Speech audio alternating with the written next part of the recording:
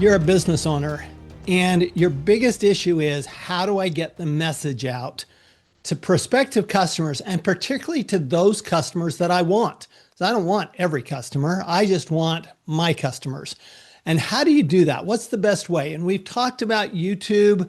We'll talk about podcasts, but today I want to talk about something that's, everybody talks about all the time, but we have an expert on this, and the topic is social media. How can social media actually help you get your message out in a way that perhaps some of the other mediums like YouTube, like podcasts, can't quite do?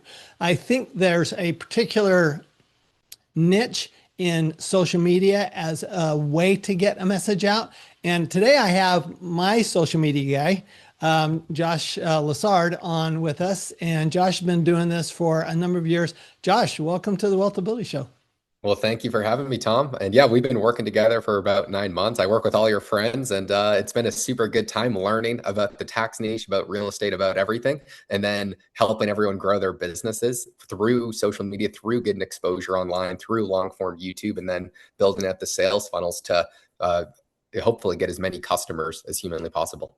So let's kind of break it down a little bit, Josh. I want to start with what is social media and what isn't it, and kind of what's the goal with social media? It depends on the person. A lot of people, they're just looking to get as famous as possible. I personally care more about business. And I'm sure most people watching this, like yourself, they care about how do they grow their business through social media. So I would define social media as anything that you're doing, posting online for free. So it's not paying for advertisement. It's something like Instagram, Facebook, YouTube, X, LinkedIn. You are posting stuff for free, and the audience is the viewer. And that's what social media is. And what's the purpose behind social media? Because you think about LinkedIn, it's very different because it's very business driven. And then you think about X, which is very all over the place, and Instagram, where you can actually sell stuff on Instagram. And then you have TikTok, which, these little 30 to 60 second segments. So what are you trying to accomplish with social media specifically? You're trying to get people to know you, to like you, and to trust you, and believe that you have the solution to their problem. So in your case, it's that you are the best person to handle their tax services. You're the one that they like you the most. They believe that you have the answer to their problem, and they would rather work with you and your company to have the best tax advice humanly possible. So, okay, so let's start with the easy one, which I think is that they trust that you know what you're doing. Okay, I think that's the easiest one. It tends to be easier for us to talk about our profession and what we do and what we know than it is to talk about ourselves. So we'll get to that in a minute. But let's talk about we want them to trust us that we can actually do the job. So what has to get out there? What is it that you're trying, because you do this every single day. This is what you're doing all day long. What is it that has to get to the viewer to get them to trust you? Well, first off, it's understanding how social media gets paid. Like, how does Instagram actually make money? And it's by keeping people on the platform. And so if you want to grow on social media, you have to think, what is the incentive system of the social media platform I'm posting on? Because they're the ones that are going to be rewarding you by pushing your video to more and more people. Because I think most people will agree, if more people see what you're doing, they see the content, they hear your expertise, that would be better than having less people. And so how do you make a video? So step one is they have to know you. They have to know you. And so how do you get people to know you? Well, it's first by posting. But I know people that have been posting every single day for years on end that have never gotten real traction. And so just having good content and just being an expert is simply not enough. It's actually completely irrelevant how good you are at what you do or how good your information is, because the algorithm and people don't care about that. They care about, are you presenting the information in a way that I care about it? Because we have to be serving the customer, and the customer is the viewer. And we need to make the best video possible. That's the most engaging. That's the most educational. That serves the viewer to the best of the best of your ability. And if you can do that successfully, and successfully in my eyes would be, are you keeping people watching? Because if you keep people watching, then the algorithm will send your video to more and more people. Because Okay. Instagram, they feed you videos. You don't get to choose if you watch a video from Tom Wheelwright or from Joshua Lessard or from Robert Kiyosaki. You are fed a video passively on the algorithm. And so the algorithm is saying, what is the next most likely video that this person scrolling is going to watch and engage with? And so how do you do that? You first start by having an exceptional idea for a video. What is the topic that you're going to be discussing in the next 60 seconds? Then it's going to be, how do you express that idea visually in a hook? And so how do you make it as interesting and as engaging? Right when someone passively scrolls, they're stopped and they're thinking, okay, this is actually really Josh, interesting. I'm listening as a business owner, and I'm thinking about all the people listening, and this sounds really hard. So now you know how I do it. I like let you do it, okay? And you know I have a team that does this. You do it. Andrea does it on her team. Brett does it on her team. But if you're talking to a business owner, what are some of the key things that make it interesting, that make it something that people want to listen to? Hyper obsess over I like to keep things black and white and keep it more math based. So on Instagram, on Facebook, on YouTube, you can see where people are clicking off your video or where they're scrolling. And so if you look at Instagram, see where people click off. And I guarantee you, if you do this right now and you post videos, the majority of people swipe off in the first 2 to 3 seconds. That means you are not engaging people in the first 3 seconds. So you have to catch someone's attention and have the best hook humanly possible to where someone stops the scroll and watches your video. So if you just obsess over the hook and improving the metrics, which would be your retention chart, and that's just how long someone watches your video, it is inevitable that you will do better. It's the pure 80-20 rule. If you just focus on that, you will grow. So it sounds like that's just practice. That's just testing it, do it. Don't worry how you come across, and then go back to the metrics. Yeah, just like you would in your own business. I'm sure a lot of people use EOS or they have KPIs for every degree of their business. Your KPI on social media should be, what is my retention? And you actually want it to be over 100%. That means every single person watches your video the entirety of the time, and then it loops back into the next second or two. Wow, that's really interesting. So that's Instagram. Instagram's just feeding you. Do the others work the same way? TikTok? The exact same way. It's the algorithm's because it knows every single thing that you're saying. So when people say you should put hashtags and all these keywords, that's completely irrelevant. Just think about how good your phone is. If you talk about your product and the water glass, you're going to see an advertisement for a water glass, and they know exactly what you're saying. They know every single word that's in your video. So the algorithm already knows the topic of what you're talking about. In Tom's case, they know every single video that we post is in the tax niche. So it knows to send it to people that are interested in tax educational material. And so your goal is just to make sure the people that they send it to actually watch it and they engage with it. That is the only thing you need to do. YouTube is very different. And this is why most people on social media are not good at YouTube, because it's very, very different. You have to choose to watch a video. And that means your incentives are very different, because you don't get fed a video passively. Someone has to make the cognizant decision when there's 6 other videos on the screen and you have a choice, which one is the most interesting to me. You have to give a reason as to why your video is better and more interesting and a better idea than the other videos. So you have to hyper prioritize the title and thumbnail and making sure it's as engaging and sparking as much curiosity as humanly possible, to where the viewer needs to fulfill an unfulfilled desire, click on your video, and then watch it. That's YouTube, right? That's correct. Then in social media, what you're looking for is, okay, so one way to think of it then is that Instagram's your customer, because you're trying to get Instagram to push out your video. TikTok is your customer. So you want to do those things that will get to make them successful. If they're successful, then they'll make you successful. Am I understanding that right? Yeah, it's a pure democracy. They want you to do well because they do well. And then when people say follow the algorithm, what is the algorithm? Well, it's just responding to human behavior. And so if someone says the algorithm doesn't like them, you're actually saying humans don't like you.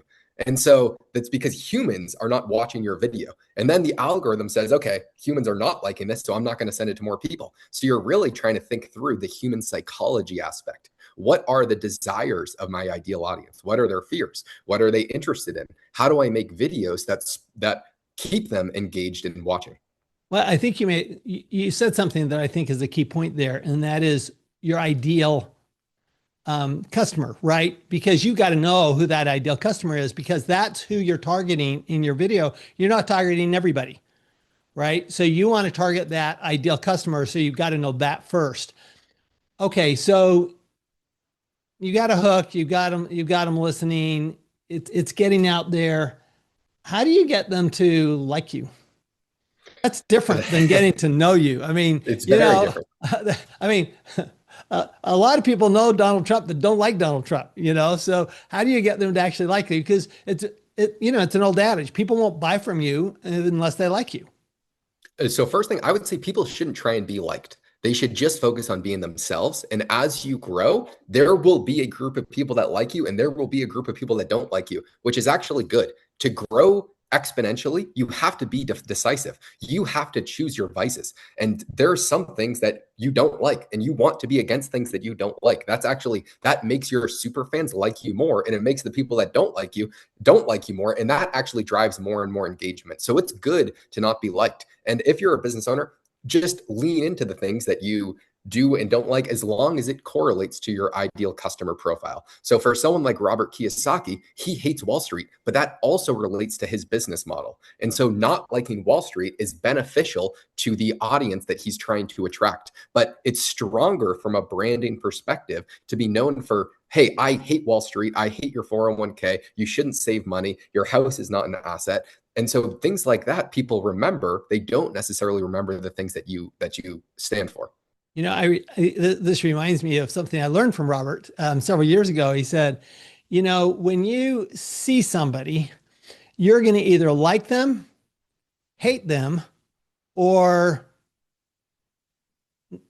completely disregard them. He goes, it's okay to either be liked or hated. You just don't want to be ignored. Mm-hmm. And that's what I'm hearing you say. It's okay. 100%. It's okay to be liked or hated. It's just not okay to be ignored. And so that brings me to a question I've got on opinions. Okay. So I've always tried to be very factual in what I do. That's part of who I am. That's part of my message, is that, hey, these are the facts. Okay. Just the facts here. And yet it seems like more and more opinion actually drives a lot of engagement. Can you talk about that just for a second? It definitely does. And this is where you have to go back to first principles of understanding who your ideal customer is. Because if all you did was follow the views, and all you did was track the metrics that got you the most engagement, and didn't track what made you the most revenue, and tracked end to end what content drives the most leads to the most revenue, you could get skewed in the direction of saying, hey, this video, when I'm talking about what my wife did and how I didn't like it, got the most views. But I guarantee you, if you made a bunch of videos like that, you would get a bunch of views, but that would not have any correlation to revenue. So this is where we track everything end to end. What videos drive the most engagement? And they're normally going to be more decisive, more current topical things with an opinion spin on it. But that is driving more awareness to who you are. And then you want to make a mixture of content. And this goes down to content strategy. What percent of your content is hyper top of the funnel to get in new audience members? What percent is trying to convert the audience that you have, and making videos specifically to try and get customers? And then making sure you track what videos are bringing what, because it's actually very fascinating if you look at the data, what type of video content drives the most revenue for your business. So let's talk about that. What percent should be top of the funnel? And what percent, in your opinion, in your view? It depends on where you're starting out. If you're starting from zero, no one knows who you are, that no one likes you. And so you need to first be known before someone is going to buy from you. But if you already have an audience, I would say 30 to 40% of the videos that you make should be top of the funnel, but still relating to your brand and still relating to your ideal customer. Because if you go too far, deviating too far from your business, then when you make business content, no one is going to want to watch it. And so I would say 40% of things top of the funnel, probably 20 to 30% middle of the funnel that are interesting to your ideal customer, but also really interesting to a slightly broader audience. And then 20 to 30% just hardcore, trying to make sure you're getting sales. So let's talk about that personal side, because this is part of the liking, right? Is they like you as a person. How much of your videos, is it just in the style you present, or do you actually have to talk about personal stuff?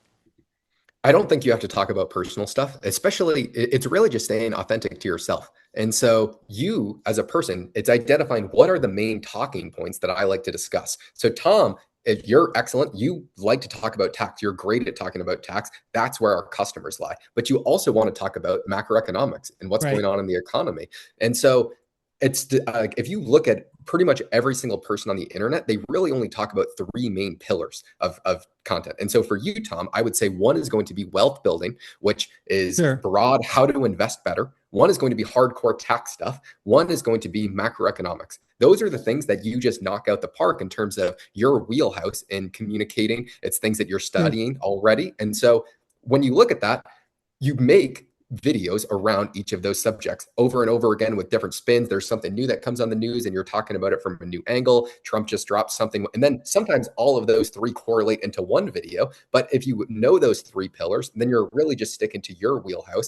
And you're sometimes there's going to be something top of the funnel in the wealth niche because there's something going on. Sometimes it's going to be in the tax niche. Sometimes it's going to be in the investing niche. So let's go to the third one, which is they have to trust you. And this one is concerning for me from the standpoint that in my business, there's a lot of people seeing a lot of false stuff out there, and people believe it.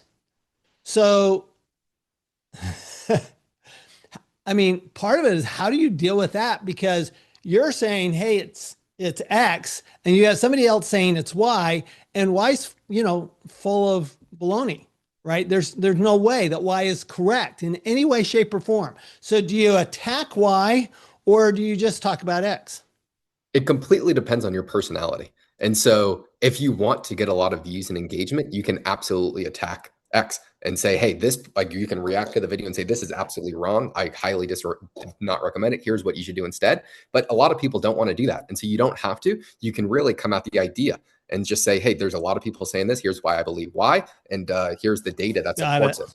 And so it's completely up to the person. And you're like, from an ethical standpoint, what you like doing, depending on your business size, you probably don't want to be calling out other people. And so it's all going to be relative to the person. And then people, when you're talking about what you're an expert in, there's going to be a group of people that disagree with you. And that's okay. Let them disagree because it drives more engagement. And so if you hyper obsess over the negative comments of people saying that like your shirt looks stupid and that there's something wrong with your hair and that your ideas are wrong, you really can't obsess over those negative comments. And a lot of people do, and then it leads to Right. them never growing.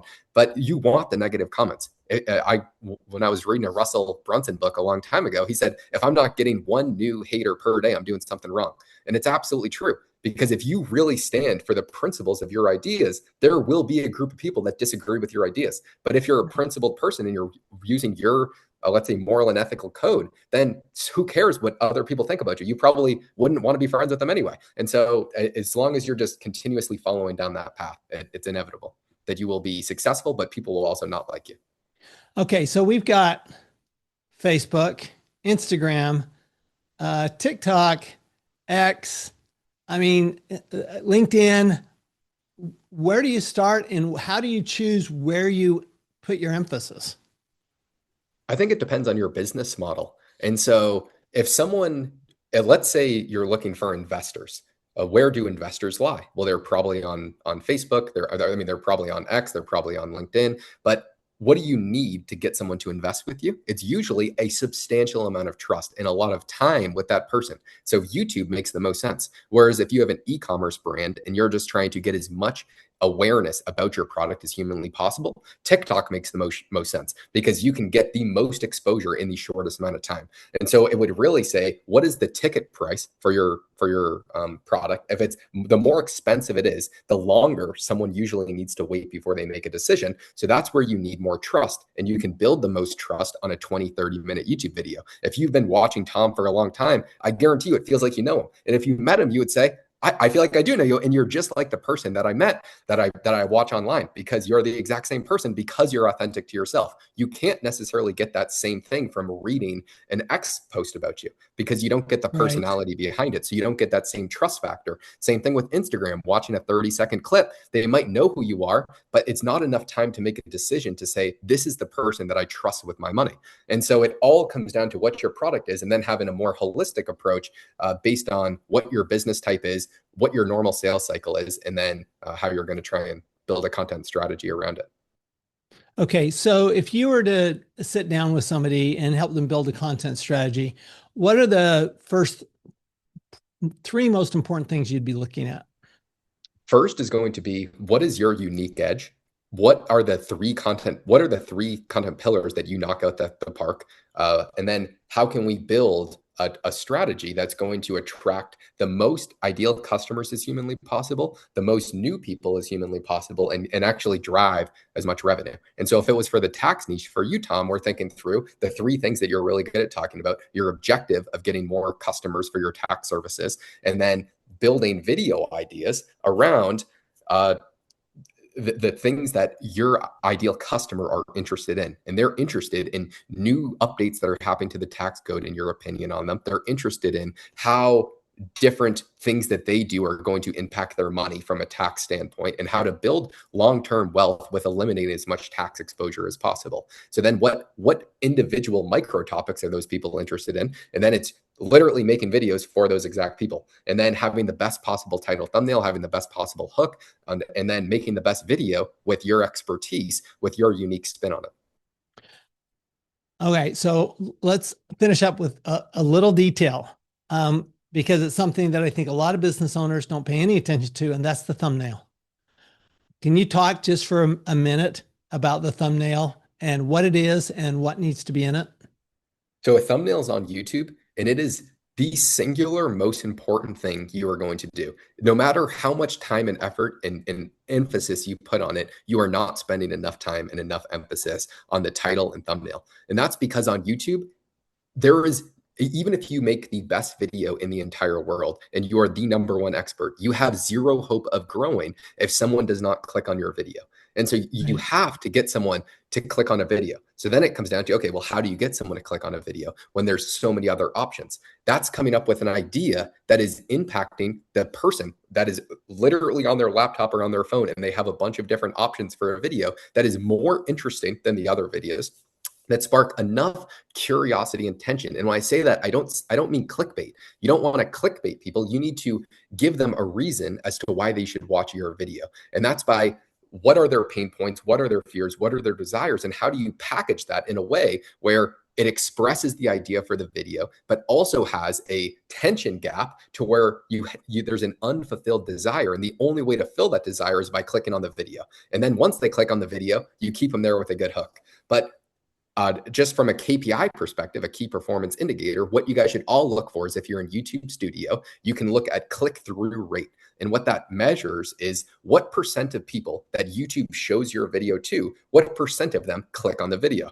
And so it will be completely black and white if you do a good or bad job of getting people to click on your video. And it should be at least 7 to 10% of people that YouTube shows your video to, and they click it. And if every single person watching this right now, I would say less than 0.1% of them have a click-through rate of above 7 to 10%, but that's why you're not growing. It's black and white. If you had a 7 to 10% click-through rate, your channel would grow and you would get more views.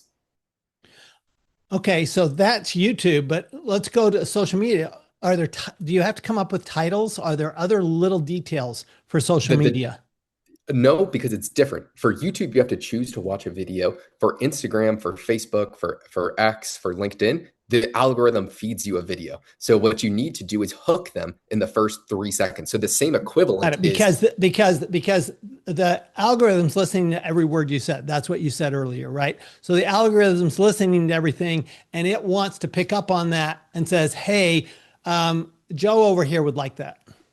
Yeah, and so now it's your job to get Joe to stop the scroll and to watch it, because there's an infinite line of dopamine that people are going to be getting.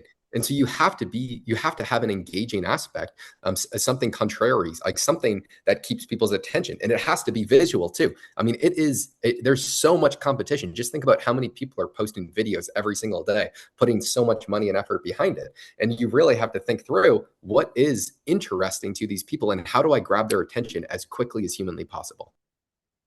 Okay. So final words of advice for the business owner who's just trying to figure out this whole social media stuff. I would first say just start. There's no downside. That's the beautiful part, because that's free. It's not like a lot of other marketing. I mean, if you want to build a team, it's going to cost money and it's going to be expensive. But if you just want to start, it's 100% free. And if you just stick to the basics, and I would say that 80-20, just focus on making the best video for your customer with a good hook. And if you do that, over time, it is inevitable that you will be successful. And then it becomes very, very, very profitable, posting and building a brand over the long term. Okay. So we've talked many times over the last 30 minutes about the hook. Talk for a couple of minutes about what makes a good hook. It's something that is visually, it's not just what someone's saying. A lot of people will say, here are the 3 things that you need to do to save on taxes this year. Okay. So that's interesting from a word perspective, but what's also behind you, and what is there congruency to what you're talking about? And so there's actually been a huge shift from people having really high-end studios like you have right now, Tom, towards being more in person and doing things. So what's more interesting? If you said right now in your office, here are the 3 tax tips that you can use right now to save 40% this year on taxes. So that's probably interesting to a lot of people. But what would be more interesting? How do you make this more visually appealing? Well, if we were actually in Scottsdale and we were interviewing people in real life, helping them break down their tax situation and saying, here's what you can do. You have a $20,000 tax liability. Here's what I was doing in your position to reduce your taxes. So now just think about from a visual appealing standpoint, what's the most interesting thing you can do in your niche to get the maximum views. And it would be something interacting with the public where someone doesn't know what's going to happen next. And there's a degree of curiosity already built in. What is this person doing on the street? What is this person? Oh my God, they have a huge tax liability. They make a bunch of money. What is this tax guy going to say about it? So that's interesting. And so it's just thinking through what is as interesting as possible to get the max views in your niche for your customer. I love it. I love it. We've been with Josh Lessard talking about social media and how to get your message out through social media. Josh, where could people find out more about what you're doing? You could just follow me on Instagram. And I say this as someone who I don't even post on my own Instagram, which I will start at some point, but it's just _ Josh Lessard or Joshua Lessard 02, I think. Awesome. So just remember that each of the different mediums, whether it's YouTube or podcast or social media, they'll have different aspects to them. You know, Josh mentioned today the difference between, hey, YouTube, you're choosing, whereas with social media, it's choosing you. And so you do have to take a little different view of those different mediums. And but remember that when we do get our message out, and I believe strongly that if you have a message that is valuable to the world, you owe it to the world. You are obligated to the world to get that message out as broad and as big as you can, because otherwise you're underserving the public. And I believe this strongly. I think people always complain about salespeople. But if you have a product, you're obligated to sell it to me. I mean, if you have something that really makes a difference in people's lives, why aren't you out there doing that? And when you're out there doing that, and then you get to the point where, hey, maybe I could now I'm going to actually have a team together, somebody like Josh in your pocket, actually doing a lot of this work, who knows so much about it. Then what happens is you're always going to make way more money and pay way less tax. We'll see you I have a next time. question for you, Tom. Yes. What have you seen, not just from a business side, but from a personal side, in building more relationships and actually impacting people, but from posting on social media? Oh, so it's really interesting. Uh, I've had people in the last few, I had somebody come up and tell me I was an internet sensation. And I'm going, that is really weird for a tax guy to hear they're an internet sensation. I've had friends come up and say, "Hey, you started coming into you're in my feed now." Okay, so that's you, Josh. I mean, because what's happening is that now the algorithms are actually sending it to them. That's important because then they'll ask the questions, right? What happens is that once you get into there and they start hearing you a few times, and then they might go to YouTube and say, well, hey, maybe I want to listen to this guy. So social media actually drives them over to YouTube where they can get more context of what it is you're actually talking about. Because like in my case, you really you need to read one of my books, Tax Your Wealth, Win Wealth, or you need to be on YouTube to get context because the way we look at taxes is so different from everybody else, including our copycat, our hundreds of copycats out there. But we're still different. You know, we're unique in our marketplace. So it's very important. And I just find that I'll tell you a quick story. I was in the TSA line a couple of years ago with my grandkids. We take them on vacation with us every year for a week. And this guy comes up to me and stops me. He says, "You're Tom Wheelwright." I said, "Yes." He goes, and I'm kind of watching my grandkids, right? Because they're like 7 and 9, right? So they're kind of looking at me and they're looking at him. And he goes, "You've completely changed my life." And he goes on to talk about tax-free wealth and the podcast. And, and he's, obviously people see you multiple places. And so I think that's where it has such a big impact is when they can see you in multiple places and they see different aspects of you. And, sometimes for the most time, I'm a pretty positive guy, but sometimes I get pretty upset because I'm going, this is just stupid. Right. I mean, like I see people that come out with incorrect and false information, particularly on taxes. It really, really upsets me. It really upsets me because what they're doing is they're spewing clickbait or they're spewing something that they heard. I'm just going, but it's false. You are doing such a disservice to people. So what I would say to everybody is, be who you are. And be true to yourself and be true to your values and be true to your mission. And if you've got a mission, you got to get it out there. You just do. I mean, it's critical and people will pay attention. It's amazing. I mean, I had somebody come up to me at a hotel. I just finished my run. I was sitting down to breakfast. This guy says, "Hey, you're the accountant guy, right?" And I'm going, "Yeah." And he went on to tell me, I mean, he's like saved hundreds of thousands of dollars in taxes. I don't know who he is. He's not a client, but I don't care, right? Because the mission's what's important.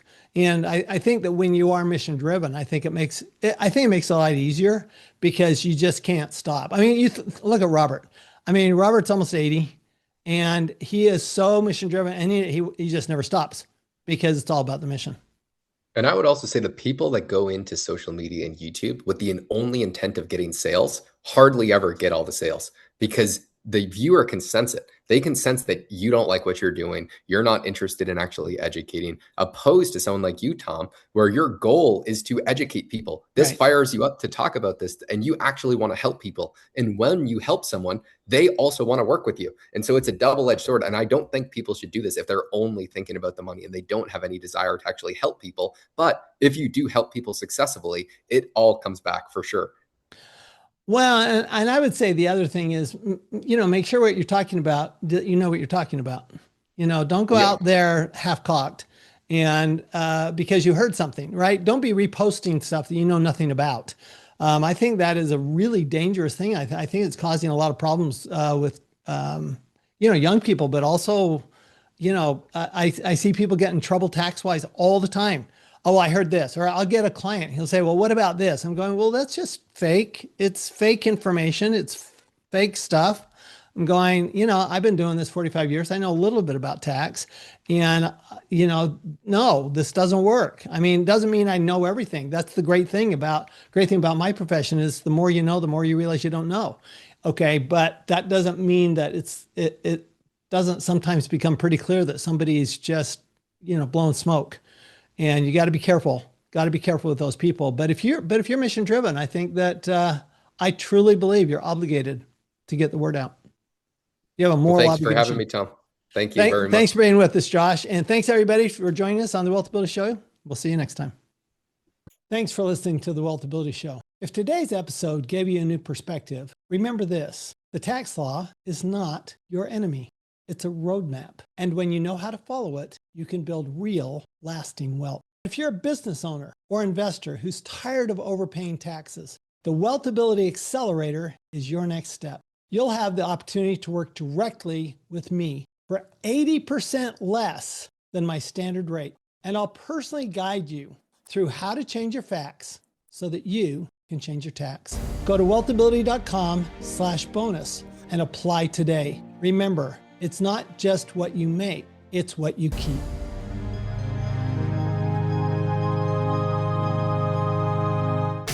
This podcast is a presentation of Rich Dad Media Network.